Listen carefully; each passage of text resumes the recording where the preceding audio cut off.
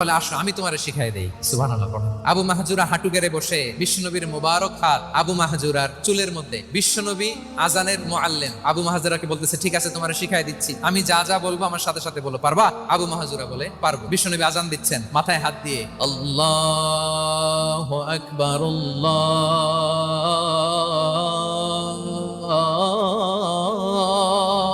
আকবার।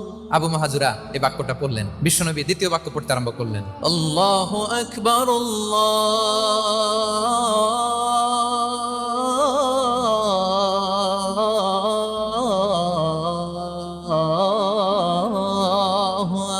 আকবার।